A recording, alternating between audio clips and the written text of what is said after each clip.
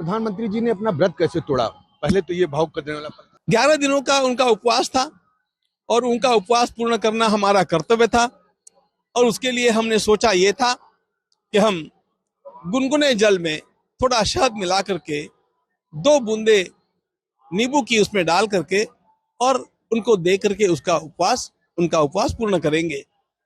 लेकिन कल भगवान श्री राम की प्रतिष्ठा करने के उपरांत जब वे गर्भगृह से बाहर निकले तो मुझे थोड़ा अलग ले जाकर के उन्होंने धीरे से कहा कि मुझे और कुछ मत पिलाना, मुझे भगवान श्री राम का चरणामृत पिलाना। मैं चरणामृत लेकर के ही उपवास पूर्ण करना चाहता हूं।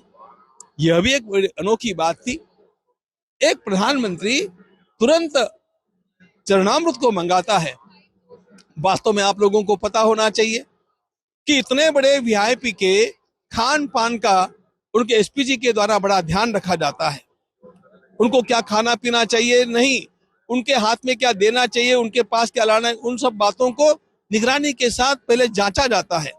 और ऐसी अवस्था में जो हमने तैयार किया था और जांच लिया गया था उसको दूर रख करके उन्होंने एकदम सीधे भगवान का चरणामृत मंगाया। यह उनके भक्ति भाव का निदर्शक है। अब प्राण प्रतिष्ठा हो गई है तो प्रसाद क्या क्या वहां पे चढ़ेगा? जो ट्रस्ट अलग से प्रसाद देने वाला था, क्या? देखो, अलग अलग प्रकार के इतने प्रसाद वहां पर आ रहे हैं और भोग धरा जा रहा है। 1 लाख से अधिक लड्डू तो तिरुपति से आए हैं और इसी प्रकार भिन्न भिन्न स्थानों से भिन्न भिन्न मिठाइयां आई है और इन सारी मिठाइयों का अंशात्मक भोग नैवेद्य वहां पर होता है और प्रसाद लोगों में वितरित होता है। अब इसमें प्रसाद क्या चढ़ेगा और क्या बटेगा?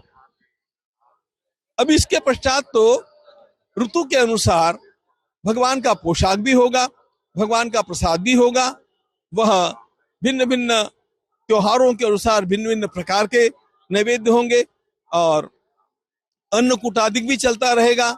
अब तो यहाँ पर आप जिन जिन पदार्थों को अच्छा मानते हैं ऐसे 56 भोगों की आप, ये राजकुमार का मंदिर है और राजकुमार के लाड़ कोड़ तो राजा से भी अधिक किए जाते हैं। श्रद्धालुओं को क्या प्रसाद दिए जाएंगे? वो क्या चढ़ा पाएंगे? वो श्रद्धालुओं को क्या प्रसाद दिए जाएंगे या क्या चढ़ा पाएंगे वो? अभी जो हमने सोचा है, श्रद्धालुओं को प्रसाद चढ़ाने की अनुमति वहां पर नहीं है। जो भी प्रसाद होगा वो कार्यालय में जमा करना पड़ेगा। कार्यालय में उसकी जांच होकर के और फिर वह भगवान को चढ़ाया जाएगा। ये किया जाएगा। श्रद्धालु डायरेक्टली कुछ भी प्रसाद वहां पर चढ़ा नहीं पाएंगे, लेकिन सबको लड्डू का प्रसाद मिलता जाएगा। अच्छा, एक ये है कि लोग ऑनलाइन रजिस्ट्रेशन करा रहे हैं, तो क्या ऑफलाइन भी रजिस्ट्रेशन कराने की कोई बात होगी?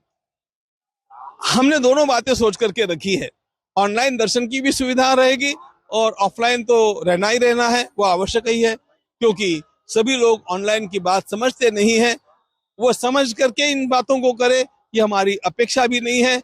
लोग जिस प्रकार भक्ति भाव से आते रहे उसी प्रकार भी आते जाएंगे, उनको दर्शन प्राप्त होते जाएंगे। इसमें वीआईपी दर्शन की भी कोई व्यवस्था होगी जो इस तरह वीआईपी लोग आएंगे? देखिए, कुछ लोगों की व्यवस्था तो करनी पड़ती है, लेकिन वो सारी व्यवस्थाएं हम अर्थ के आधार पर नहीं करेंगे। हम लोग इसके बारे में सोच रहे हैं कि हमें किस प्रकार की नीति अपनानी चाहिए। नीति हम कैसे भी अपनाएंगे तब भी कुछ विशिष्ट लोगों को दर्शन करने की सुविधा प्रदान करनी पड़ेगी। अब देखो, देश के बड़े बड़े आचार्य आएंगे, देश के बड़े बड़े राजनीतिक नेता भी आएंगे, देश के बड़े बड़े समाज सेवक भी आएंगे, देश के वृद्ध लोग भी आएंगे, उनके लिए व्यवस्था करनी पड़ेगी।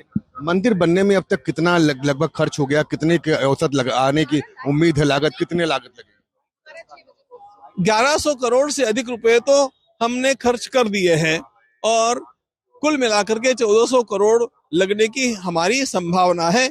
ये सब अनुमानित है। ये जो, क्योंकि इसमें आप कितना ग्रहण करते ये बात है।